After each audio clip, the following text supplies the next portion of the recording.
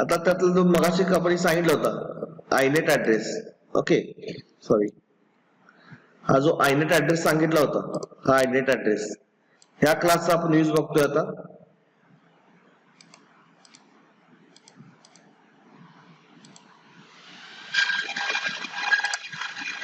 Whether we are making a phone call or sending email, establishing a connection across the internet or address are fundamental. त्यात मला एखादा phone call किंवा mail send करायचा आहे, तर सुरुवातीला आपल्याला काय करावं लागणार आहे की एखादं कनेक्शन एस्टॅब्लिश करावं लागणार आहे. कनेक्शन जो पण एस्टॅब्लिश होत नाही तो पण तुम्ही काही करू शकत नाही. जसं आपल्याला समजा एखादा लेटर पाठवायचं आहे, तर आपण सेंडरचा ऍड्रेस आणि रिसिव्हरचा ऍड्रेस मॅन्डेटरी आहे तुमच्या एनव्हलपवर टाकायला. त्याशिवाय तुमचा डेस्टिनेशन ऍड्रेस असल्याशिवाय तुम्ही लेटर पाठवू शकत नाही, किंवा तुम्हाला एखादा लोकेशन फाइंड आउट करायचं, लोकेशन ऍड्रेस माहित असल्याशिवाय तुम्ही त्या डेस्टिनेशनला जाऊ शकत नाही. की आपलं गुगल मॅप आहे तिथं सुद्धा आपण अल्टरनेटिव्ह लॅटिट्यूड स्पेसिफाय केल्याशिवाय, आता ठीक आहे आपण बाय नेम सर्च करतो, सिटी नेम और एरिया नेम, पण ते माहित असल्याशिवाय आपण जाऊ शकत नाही, ट्रॅव्हल करू शकत नाही. So in the case of networking, in computer network, it's also mandatory to have a destination address. Okay. In the same way, it used to encapsulate both numerical IP address and domain name for that address.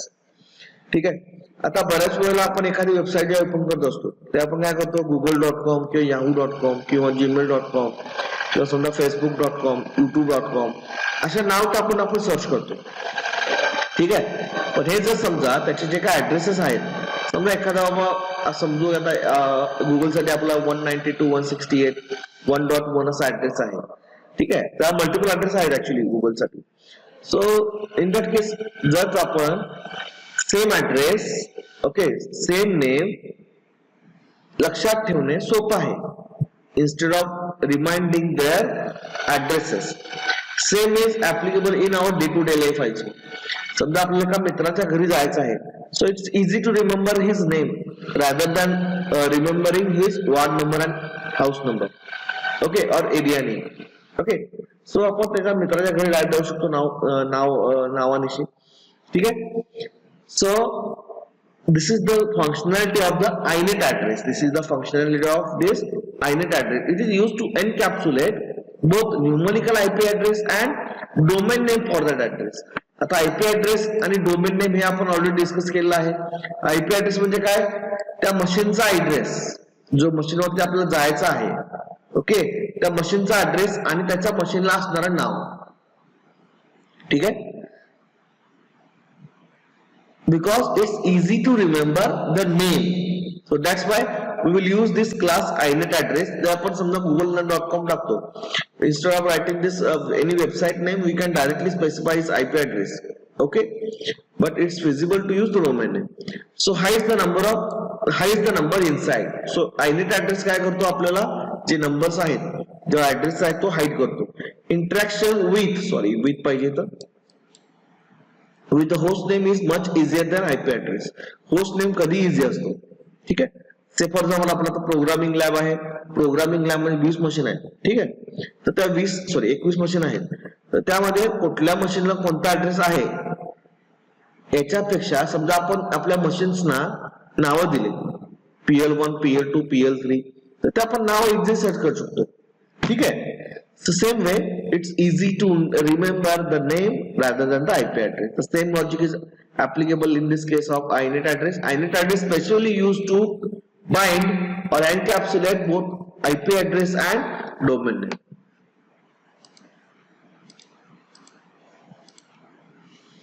So here are some factory methods. Okay. So the inet address class has no visible constructor. आता आपण बघितलं Inet address हा class आहे.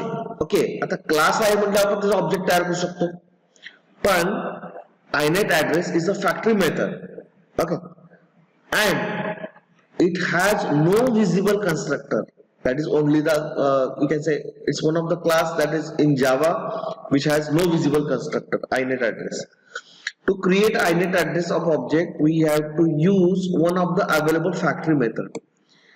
Object तयार करायसाठी आपण एक त्याची फॅक्टरी मेथड यूज करतो. Factory methods are merely convention whereby static methods in a class return the instance of the class. So static method in a class will return instance of the class. Okay, so this is done with the overloading a constructor with the various parameter list when having a unique method names makes result much clearer. Okay, so this is done with overloading constructor. Okay, so this is one more thing that is you have to remind. This is done with the overloading a constructor with various parameters. Okay, so three commonly used inet address factory methods are shown here. Okay, आपल्याकडे तीन factory methods आहेत 1 2 3. First आहे get localhost, second get by name, get all by name. आता बघा इथं get localhost. आता हे सगळ्यामध्ये काय आहे, समजा तुम्ही एखादा मेथड कॉल करता, ठीक आहे, एखादी मेथड कॉल करतात त्यावेळी तुम्हाला आपल्याला आयडेंट ऍड्रेस ना आपल्याला एखादं मशीन डेस्टिनेशन मशीन सर्च करायचं आहे किंवा फाइंड आउट करायचं आहे किंवा ट्रेस करायचं आहे किंवा कॉन्टॅक्ट करायचं आहे. ज्यावेळी ते मशीन मिळत नाही त्यावेळी तुमच्याकडे एक एक्सेप्शन यायला पाहिजे. ठीक आहे, आयडेंट ऍड्रेस साठी. त्यामुळे आपल्याला अननोन होस्ट एक्सेप्शन हेच एक्सेप्शन आहे, अननोन होस्ट एक्सेप्शन. जे आपल्याला मशीन फाइंड आउट होत नाही, ठीक आहे, त्या केसमध्ये आपण ते एक्सेप्शन थ्रो करेल. So for all of the three we have unknown host exception, unknown host exception, unknown host exception. Okay, so now get local host is one of the method. Then second is get by name, get all by name. आता एकेकाचं आपल्याला description बघायचं आहे.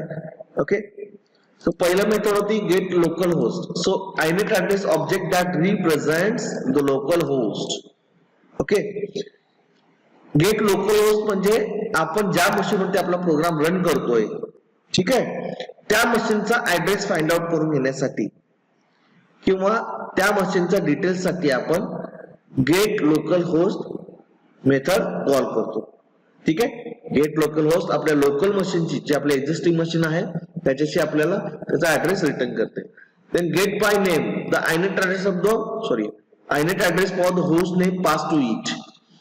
ठीक आहे, जे आपण ID pass करतोय, IP address pass करतोय, त्याचा आपल्याला नेम मिळतं. Gate all by name return the अरे of inet address that represent all the addresses that particular name resolves to. Sir आपण इथं काय होणार, तुम्ही जे नेम पास करणार आहात त्याचे मल्टिपल ऍड्रेस असू शकतात. ठीक आहे, we can have multiple address on the same machine also, no problem. At the same time a website can have multiple addresses. आपण एखादा बेसिक वेबसाईटचा विचार करतो, आपण जर कधी GoDaddy वरती बघितला असाल आणि एखादे वेब स्पेस आणि डोमेन नेम जर तुम्ही घेतला असाल, डोमेन नेम वेब स्पेस दोन्ही गोष्टी वेगवेगळ्या आहेत. ठीक आहे, ते तुम्ही एखादी जागा रेंट वर करतात त्यावेळी तुम्हाला एक आयपी ऍड्रेस असाइन केला जातो, जो ग्लोबल असतो. तर काही वेळेला आपल्याला अशी गरज असते की आपण मल्टिपल आयपी ऍड्रेस वरती काम करत असतो for same name. Say for example गुगल.com एका सिंगल सर्व्हर नाहीये, त्याला मल्टिपल सर्व्हर्स आहेत, त्याला मल्टिपल ऍड्रेसेस आहेत. ठीक आहे, का हे कशासाठी असतं, कारण समजा एखादी वेबसाईट एखाद्या सर्व्हर थ्रू डाऊन असेल तर ते सेकंड सर्व्हर अप होऊन तुम्ही तिथून सगळा डेटा बॅकअप घेऊ शकता. आज पण कधी असं बघितलंय का जीमेल डाऊन आहे, जीमेल लॉग इन होत नाही? हा, provided your net is working. Okay, why? Because there is multiple server or multiple addresses, IP addresses working for the same name, that is for google.com only. Same case with the Facebook also. Okay, so here त्या जो total address आहेत त्याचा आपल्याला list पाहिजे असेल तर get all by names आपण use करतो. ओके, त्याचा आपण एक सिंपल प्रोग्राम बघायचा याचा. So this is a simple program. Okay, आता इथं बघा, मग सांगितलं होतं की कोणताही जावाचा प्रोग्राम असेल तर कंपल्सरी .NET पॅकेज हे पाहिजे. So it's mandatory to write .NET package here और दॅट इज इम्पोर्ट हिअर. हा आपलं प्रोग्रामचं नाव आहे. एक्सेप्शन थ्रो केले, अननोन होस्ट एक्सेप्शन. ठीक आहे, inet ऍड्रेस हा आपला क्लास आहे. ठीक आहे, हा आपला क्लास आहे inet ऍड्रेस. ऍड्रेस हा ऑब्जेक्ट झाला inet address dot gate local host. आता इथं आपण काय केलंय, inet ऍड्रेसचा ऑब्जेक्ट तयार केलाय.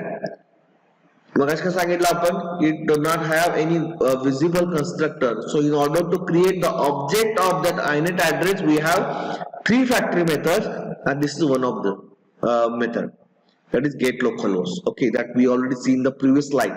Okay, so आपल्याला inet address चा ऑब्जेक्ट तयार करायसाठी आपण काय करतो, inet address dot gate localhost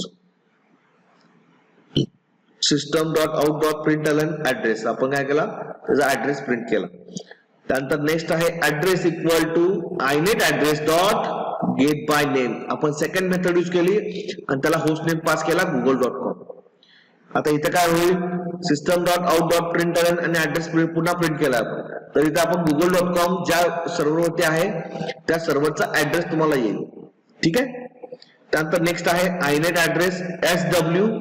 आता मग सांगितलं होतं गेट ऑल बाय नेम काय करतं, तुम्हाला अरे रिटर्न करतं, तुम्हाला जेवढे ऍड्रेसेस आहेत ते सगळ्यांचे अरे रिटर्न करतं. आता आपण सॅम्पल आहे yahoo.com बघितलंय. You can write any website name here that is having the multiple addresses. आपल्याला जे माहित आहे ते तुम्ही राखू शकता. ठीक आहे. So get all by names काय करणार, yahoo.com च्या जे काय ऍड्रेस आहे त्याचे सगळं अरे रिटर्न करणार. Okay. So inet address SW. आता हा इथं ऑब्जेक्ट झाला. फॉर लूप यूज करून आपण काय केलंय, system.println SW ऑफ I. इथं काय आलंय, इंडेक्स पास करून आपण त्याचे जे काय ऍड्रेस आहेत ते प्रिंट केले. आता इथं लूप का यूज केलाय, कारण आपल्याकडे अरे आहे आणि अरे सगळा कंटेंट आपल्याला डिस्प्ले करायचा आहे. ओके, लक्षात घ्या. गेट लोकल होस्ट लोकल मशीनचा ऍड्रेस देईल.